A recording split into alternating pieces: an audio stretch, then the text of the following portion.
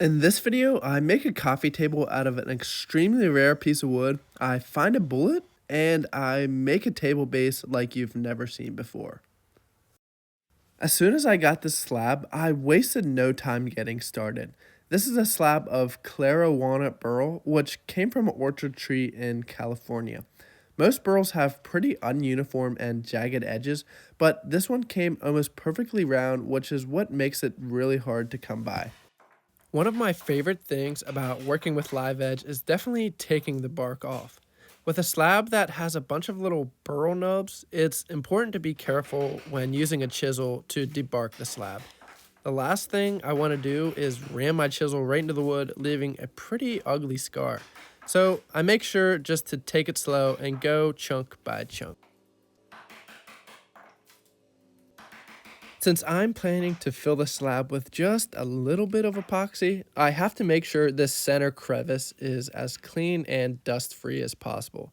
This is fairly tedious and boring process, but it's super important because I don't want small pieces of dust or debris to be visible in the epoxy once I pour it. I found these nylon sanding wheels on Amazon for pretty cheap, and they seem to do a pretty decent job at getting rid of the rest of the bark left on the slab. It was great for reaching those hard to reach areas that I couldn't really reach with the chisel. So, I guess I like to play this game to see how fast I can flip this slab without hurting myself. And I'm off to a pretty rough start here, but it's a good benchmark for future flips. 11.2 seconds isn't bad, but it can definitely be improved, and I can shave some time off with some better technique here. So, I'm currently an architecture student that does college all online. I definitely love it, and this is what allows me to have time to do all this woodworking. I've been looking for a really awesome slab to work with for probably a couple months now. It was really hard for me to justify spending a whole semester's worth of college tuition on just a piece of frickin' wood. Eventually, I found the slab that I'm working with, and I looked at it and debated buying it for 2 weeks. It was a lot of money for a broke college student, but eventually I did decide to pull the trigger. Now, for my average person watching this video, you'll probably think you could never imagine spending this amount on just a piece of wood, but for my woodworkers out there, I think you'll know that I got a pretty great deal on this cookie. So this slab was $700 plus another $250 to ship it. So basically all in for around $1,000. I know, right? Crazy. But I couldn't pass up this opportunity to try to make a unique table.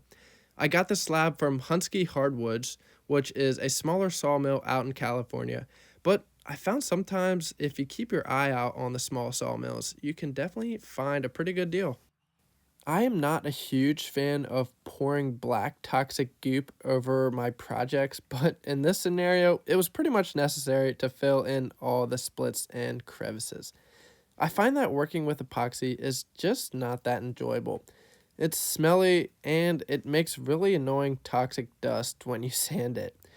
If you ever find me using epoxy, it will almost always be black just because it keeps it as hidden as possible and it doesn't really take away from the figure or grain in the wood. Alright, enough hating on epoxy because I'm sure you hear it enough, but I do have one more gripe. Just stick with me here. So, I find it kind of funny when woodworkers claim to be a sustainable business, as in not harmful to the environment, but then they proceed to pour hundreds of gallons of epoxy that will not decompose for hundreds of years. Alright, I'm sorry, but that needed to be said. So, to get this slab flat again, I'm using my belt sander here. I believe I have an 80 grit belt on to help rip through all that epoxy. You can see the very fine dust this epoxy makes, so it's really important to wear like a mask or ventilator because the last thing I want is to be breathing that stuff in. The leaf blower always comes in handy just to get rid of that extra dust and to make sure you're still paying attention.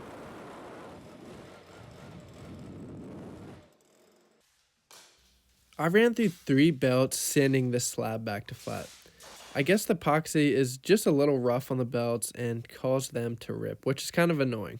But anyways, next I'm filling these leftover voids that didn't get completely filled with a little bit of extra epoxy. This is like a 2 to 3 day process, just making sure I find and get every little crack. I would go to fill a void, and like after 10 seconds, it already sucked up all the epoxy, and I would have to squirt a little bit more in there. It's just a process where you just have to take your time and do it right. All right, we're going to flip this thing over, and well, we're off to a good start. I think I'm starting to get the hang of this. Let's see. 6.2. That's a new record. I think I can still optimize and get a little faster, but I'm feeling pretty good with that, honestly. Anyways, now I have to do that same process I just did on the front over on the back. The reason that most of the cracks in the back didn't get filled from the first pour is they actually just don't go the whole way through. I found that this scraper tool and this syringe does a pretty dang good job at getting most of the epoxy down in all the cracks. Once that all the epoxy is dry and sanded down, there still are a couple of leftover micro voids. This black CA glue that I'm using here does a great job at getting into all those areas. Plus, you can cure it right away with a little bit of activator, so you don't have to wait a full day to work on the slab again, which is definitely such a time saver. So this is a step that is probably not completely necessary, but I decided to add some bow ties on the bottom side of this slab. The center was already pretty cracked, and I figured this would give me some peace of mind knowing that the slab shouldn't crack any further. I know a lot of people have some pretty strong opinions on bow ties, and I honestly can't figure out if I like the look of them or if I honestly just hate them. In some projects, they just fit in and feel like they should be there, but in other projects, they just kind of look absolutely hideous. I decided to add 2 of them because why not? I don't have a good reason, but it just felt right. You know that feeling? It just feels like something you should do, so I did it. I also just enjoy getting more practice with my hand tools. For those that don't know, bow ties are typically used to prevent cracks from spreading further. The way they work is they create 2 wedges in the wood that prevent it from moving in the opposite direction. I like to think of it as like a zipper on a coat or something. I'm using some CA glue here with some activator so I can keep these bow ties in place and trace them with my marking knife. The reason a marking knife is great is because it gives you just enough of a lip that the chisel can set in when you're doing your chisel work. This gives you a perfectly accurate fit pretty much every time, and it makes it pretty hard to mess up. I've tried doing an inlay with a pencil before, and that was honestly a horrible idea. There were a lot of gaps, and I was really not happy with the final outcome. To hog out most of the waste, I'm just using an 1/8 of an inch straight bit. I want to make sure I'm not plunging deeper than the thickness of my bow tie, or else it will sit below the surface of the slab, and that's just not really a thing you want to have. Since it's such a small area I'm routing, I'm using a smaller bit just so I can make sure I can easily maintain control of the router and route the areas I want to route. This part was definitely a little nerve-wracking considering I'm routing into the piece, and once I started, there's pretty much no going back.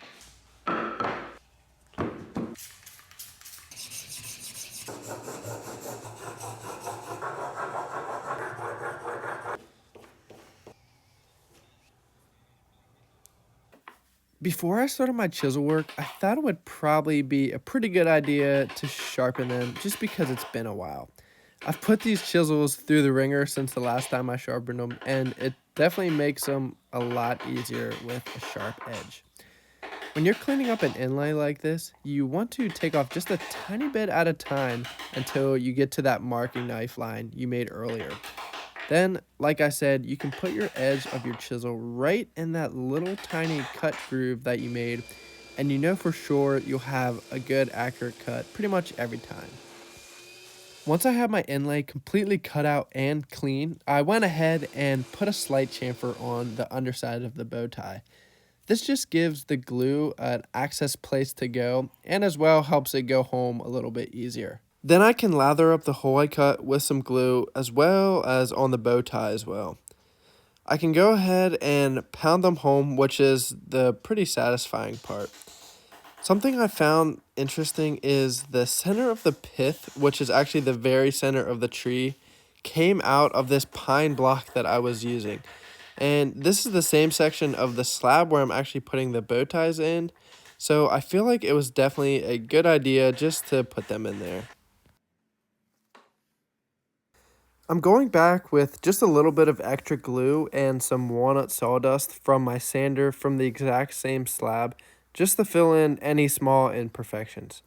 Once that's dry, I can go ahead and just sand the bow ties flat with my belt sander. I sprayed some water on the bow ties just to see how I did, and I'd say I got a pretty tight fit, and I'm happy with that result.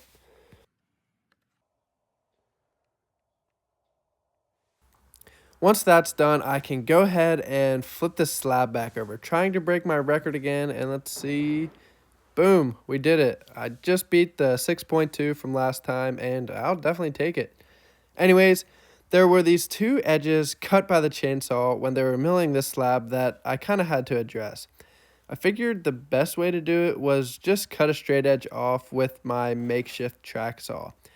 I was a bit worried that having those two straight edges on the side of the slab was going to make them look a little funky and kind of unnatural, and I considered just leaving them how it was because it didn't look too bad. But I'm happy with my decision to cut them straight, and I feel like it still ended up looking fine. Once I cut them, there were a few more open cracks that I exposed, so I just took a little bit of CA glue and easily took care of those.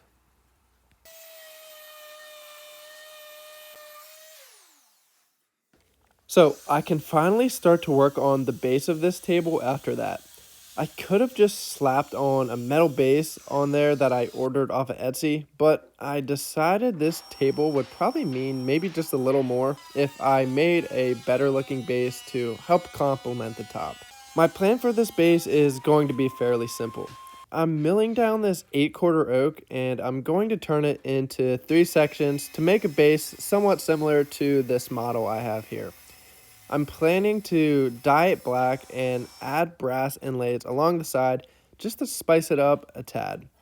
The slab actually has some yellowish gold color hues in it, so I'm hoping the brass will help match that color.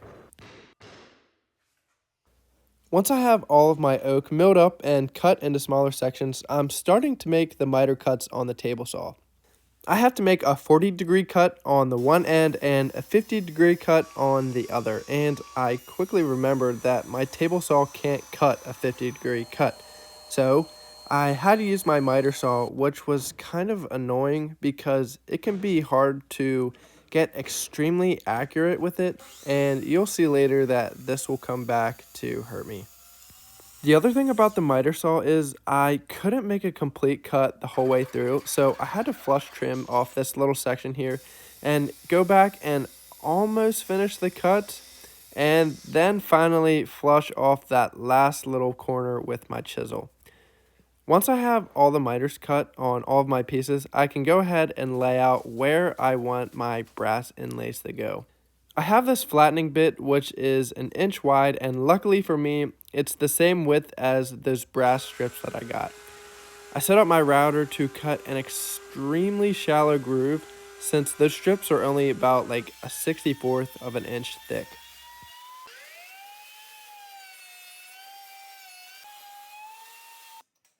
I slid a test piece in there just to make sure it was a nice fit, and as you can see how it just perfectly slides right in there. After that, I'm going to throw on a small round over just to take the edge off. Next, I can go ahead and get these pieces laid out to get them ready to be glued up. I use some blue tape to try to keep as much excess glue off the wood to make cleanup a bit easier once it's dry. So this is where I start to have some issues. I should have added some sort of joinery like dowels or something in these joints because I really struggled to get these larger miter joints to be perfectly aligned.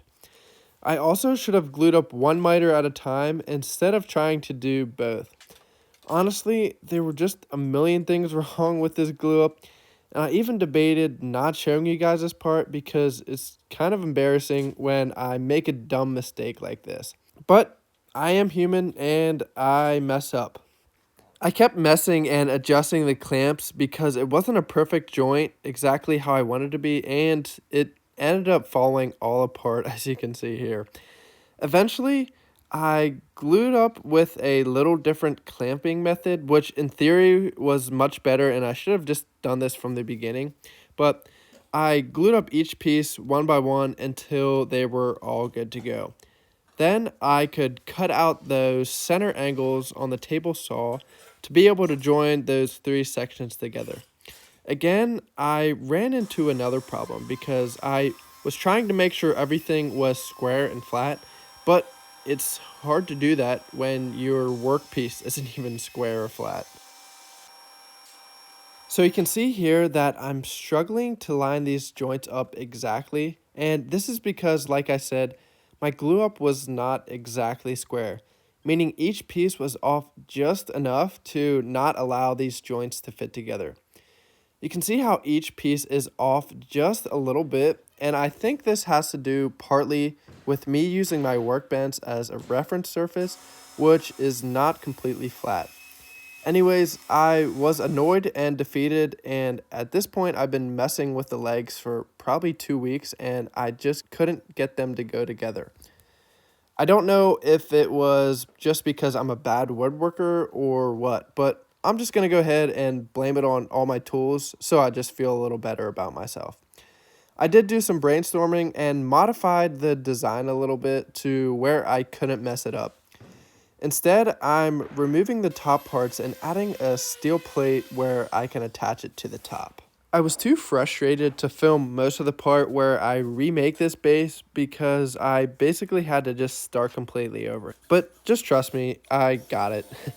Anyways, I wanted to add just a bit more strength to this miter joint just because they're going to be holding most of the weight and this slab is pretty dang heavy. And I also just figured it wouldn't be a bad idea. My plan is to drill 2 holes on the underside of this joint and then drill in some longer screws to make sure this joint isn't going anywhere. You know, like when you're ratcheting something down to a trailer, you always pull the straps and say, "Yup, that ain't going anywhere." Kind of the same concept here. Then I can just use some dowels I made to fill these holes back up and use my flush trim saw to get them cleaned up. You can barely even tell they are there, plus it's going to be on the underside of the table so you'll literally never see these. Once I get this base sanded up, I'm going to go ahead and get it stained completely black. I found that this General Finishes black wood stain by far does the best job I've ever seen, and I've tried a bunch of different products and haven't got a result like this. If you're looking for this, I will leave a link in the description below for a link to this stain as well as everything else I used in this video. Using these links is actually a huge help to me as I get a small commission from anything you buy, plus it has no extra cost to you. This is a great way to support me and help me make these videos for you. So do me a favor, and if you're planning to buy anything, just use those links because I really do appreciate it a ton. After the stain is dry, I can go ahead and get the brass inlay cut and ready to install on the base. Since the brass is so thin, it's really hard to cut it with any power tools and get a perfectly accurate result. So I decided to whip up this little miter box that I could use my pull saw to cut out each angle I needed. I went one by one, making sure every piece fit on the base and the miters were as tight as I could get them. Cutting the miters with the box honestly worked pretty good, but it absolutely destroyed my saw blade and took many teeth as casualties. Luckily, the blade was already pretty old and they are also pretty cheap to replace, so it wasn't too big of a deal, but I don't recommend doing this. After I had every piece dry fitted, I decided that using some 5-minute epoxy would be the best way to attach them. I scuffed up the backside of each piece with some 80 grit sandpaper just to help get a better bond between the wood and the metal. This was a pretty simple process, and I only had to leave each piece clamped for a few minutes until I could move on to the next one. Once I got the brass installed, I was actually pretty happy with how it turned out. It looked exactly how I was imagining it to, which seems like that doesn't usually work out too much. I had these custom steel plates cut to attach the base to the top. I added 3 threaded inserts to each hole that I drilled to hold those plates to the base. I just wanted to go ahead and quickly say that if you're watching this video for this long, I definitely know you will enjoy my future videos. So do yourself and myself a favor and go ahead and subscribe. It's free, and again, I really appreciate it. I can go ahead and lift this heavy slab back up on my table. Then I'll lay out the base on the top to figure out where exactly I want to position it. I decided to trace out each plate and cut a 1/4 inch recess that will hold the plates into the position. This is an optional step, and I could have just let each plate sit on the surface of the slab, but I wanted to make more work so I could feel better about myself. I'm using that same flattening bit again and carefully routing out each section I traced. I'm going about a 1/4 inch wider on each side just to allow for wood movement and to make sure the plates fit in there nicely. I could go ahead and slide the base, and man, it fit perfectly. Then I just added 3 more threaded inserts to each recess to allow for the screws to attach the whole thing together. The threaded inserts just make it much easier to take it apart and put it back together instead of just screwing the top to the base. I would say I'm a pretty experienced flipper at this point, and I think this time proves myself right. You can see my face here. I knew I had the record beat before I even checked the time. After the final flip, at least where I don't have to be too careful with the slab, I can go ahead and get to sanding. This is an extra tedious process since this slab is basically entirely end grain. And for those who don't know, end grain wood is much harder to sand the scratches out. If you haven't noticed yet, this slab actually has a bullet lodge in it. I wish I had a cool story of how the bullet got there, but I honestly have no clue. I thought it was an extra little piece of character to the slab when I bought it, and I will be fully transparent that I knew there was a bullet in the slab when I bought it. Now we can finally move on to everyone's favorite part. For the finish, I'm using Rubio Monocoat, which is marketed as a single coat product, but for this slab, I'm actually going to put another coat on. Again, since this slab is all end grain, it soaks up the finish like a straw. It's important to let the slab soak in all the finish before you completely wipe it off. And I actually let the Rubio sit on the slab for basically an hour before I came back and wiped it all off.